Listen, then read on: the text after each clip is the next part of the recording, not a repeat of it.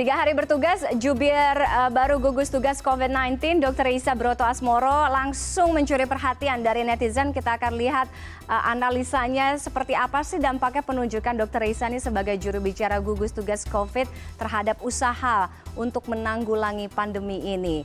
Seperti apa juga tanggapan netizen atas penunjukan Dr. Reisa sebagai juru bicara gugus tugas COVID. Langsung saya sapa, ada Mas Ismail Fahmi, pakar media sosial Drone Emprit. Mas Fahmi, selamat malam. Selamat malam, Mbak. Mas Fahmi juga termasuk yang tercerahkan, yang menjadi segar mungkin setelah kemunculan Dr. Reisa jadi jubir mendampingi Pak Yuri kayaknya. Kalau di medsos sendiri gimana sih Mas lihat analisanya gitu untuk penunjukan kemudian kehadiran Dr. Reisa? Karena semuanya kayak salah fokus nih. Iya betul, kalau saya lihat kan dalam 2 hari pertama itu responnya sangat positif sekali. Yang negatif itu ada sedikit lah, itu 2 hari pertama kemarin ya. Dan yang paling tinggi itu sebetulnya malah bukan soal penampilan. Ada satu komentar di sana, dia berisi bahwa melihat background dari Dr. Reisa ini, ya, sebelumnya kan ada di Dr. Oz, followernya kan banyak ya.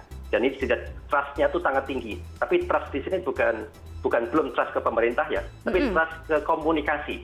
Dan selama ini kadang yang sering dikritik kan komunikasinya. Nah, dari komunikasi ini diharapkan apa? Publik yang tadinya itu bosan dengan pesan-pesan yang sama terus-menerus diharapkan jadi mendengarkan gitu. Karena followernya kan banyak kan. Terutama pesan apa? Dan kalau saya lihat di sini kan kita mau nggak mau itu kan harus memasuki new normal ya. Kalau dari analisis saya yang lain itu new normal kampanye sudah luar biasa besar sehingga publik itu cenderung untuk lupa. Publik cenderung untuk tidak memperhatikan lagi. Nah di sini gimana caranya efek, kalau saya bilang ini efek dari Dr. Reisa ini bisa memberikan dampak positif kepada perubahan perilaku. Tapi ini yang harus kita lihat ya. Tapi yang menarik tuh mulai hari ini ya, karena begitu banyak komentar dari awal itu khususnya yang laki-laki ya, mohon maaf itu, dan mereka itu salfok ya di penampilan, bukan di kontennya. Nah hari ini saya lihat yang top, yang tertweet yang paling tinggi itu dari Samara. Samara itu mengkritik ya. Samara Amani. Samara Amani. Samara Amani PSI. Ya, ya Samara. Apa kata Samara? Ya. Dia mengkritik dari netizen. Kenapa? Karena netizen itu menomorduakan substansi. Jadi dia lihat juga substansinya jadi karbo ya. Yang dinomor-satukan adalah performance. Dan ini sebagai apa ya, mungkin suara dari kaum wanita sebagian kan. Ini kalau kita ada di depan, jadinya nggak substansi yang kita lihat, yang dilihat oleh netizen ini. Jadi kan sebenarnya fokusnya bukan soal ketika Dr. Reisa ini muncul at that time ya untuk ngumumin bagaimana hasil penanggulangan COVID bersama Dr. Yuri, tapi sebenarnya kan fokusnya adalah bagaimana ini bisa memberikan impact kepada orang-orang jadi taat lagi gitu. Artinya nurutlah sama protokol kesehatan. Tapi kalau Mas Fahmi tadi bilang, ini kan yang paling penting soal komunikasi. Jadi penunjukan Dr. Reisa kalau dilihat dari analis medsosnya sehingga punya respon yang cukup besar ya sekarang, ini bisa dibilang merupakan bagian strategi komunikasi yang mungkin sengaja dibangun oleh pemerintah. Kalau mungkin kemarin Pak Yuri mungkin terlalu kaku atau terlalu formal gitu, jadi perlu simbol komunikasi yang kayaknya mungkin apa bilangnya kekinian, hates gitu loh zaman anak sekarang gitu. Ya saya kira betul itu. Komunikasi itu kan bukan hanya pesan ya. Komunikasi itu kan juga ada siapa yang menyampaikan pesan. Siapa yang menyampaikan pesan, pesannya apa, lewat apa, ya nanti impact-nya seperti apa nih. Nah di sini kalau saya lihat memang perlu penyegaran ya, perlu penyegaran sudah lama sekali. Yang namanya orang kan juga kalau saya lihat gampang dilihat aja itu di Twitternya BNPB. Ya, ketika Pak Yuri menyampaikan pesan terus kemudian difoto, ini pesan dari BNPB.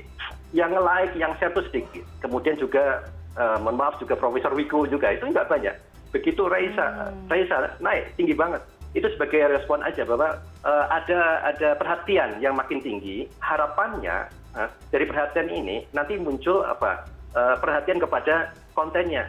Perhatian pertama kepada yang menyampaikan, kemudian kepada ke kontennya. Ini yang saya lihat strategi yang bisa diambil barangkali ya dari BNPB itu. Oke, jadi dan ini harus dilihat nih, harus kita lihat beberapa lama lagi. Sebab yang paling utama kan bukan penampilannya, adalah ujungnya itu adalah behavior, perubahan perilaku. Ya, masyarakat makin disiplin, masyarakat makin taat, terutama menggunakan masker.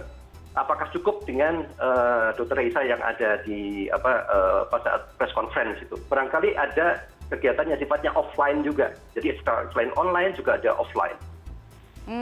Oke. Jadi penting ya variabel strategi komunikasi dalam pendistribusian informasi COVID yang akhirnya mungkin lebih ngena. Jadi nggak apa-apa, sah-sah aja kalau misalnya mungkin orang lihatnya appearance dulu nih yang pertama, penampilan, baru habis itu substansinya kan, Mas Fahmi ya. Oke, ini akhirnya bisa menjadi contoh tidak? Artinya penunjukan seseorang yang menjadi sosok yang hadir ke depan publik gitu untuk kedepannya, artinya seperti ini dengan sosok-sosok yang misalnya kayak Dokter Reksa ini gitu, ini yang akhirnya lebih ngena gitu. Kalau anak zaman sekarang bilangnya mungkin lebih ngefek. Ya, harus dilihat kontennya dulu, Mbak. Jadi kan selain penyampaian pesannya juga apa itu harus pas gitu. Dan makanya sini efeknya apa sih yang diharapkan? Kalau menyampaikan yang diharapkan itu adalah perhatian publik kepada perilaku. Berarti kan pentingnya penggunaan masker. Itu kan hal yang sudah biasa. Karena ada publik, itu kan kayak kemarin. Nah, itu harus ada sesuatu yang baru. Sehingga membuat publik itu makin sadar lagi. Bukan sesuatu yang sama yang sudah disampaikan Pak Yuri sebelumnya diulang-ulang lagi. Gitu. Jadi pesan pun juga harus sesuai. Sebab kalau tidak nanti akan jatuh hanya sehari 2 hari hype, habis itu udah turun lagi. Kehidupan seperti biasa lagi. Oke, Mas Fahmi, kalau misalnya artinya kayak penunjukan Dokter Resa ini sebenarnya cukup ampuh atau cukup efektif lah, tapi kita juga harus pantau tentunya evaluasi ke depannya kan seperti apa. Ini Pak Yuri kan sudah berbulan-bulan, kenapa akhirnya mungkin baru memutuskan sekarang untuk menghadirkan sosok yang bisa mendampingi Pak Yuri, artinya balance nih gitu. Saya kira ini ide yang brilian. Pertama tetap aja kita perlu sesuatu penyegaran kan. Dan yang kedua, ini kan bukan sekedar penampilan saja. Betul. Saya tuh bisa tertarik melihat background-nya.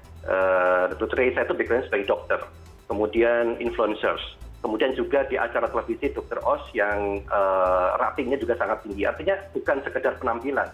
Kita nggak bisa cari orang yang misalnya penampilannya bagus taruh di sini beres, nggak bisa begitu. Tapi di sini juga penampilan, performa, kapasitasnya juga memenuhi, dan saya kira ini adalah strategi yang tepat.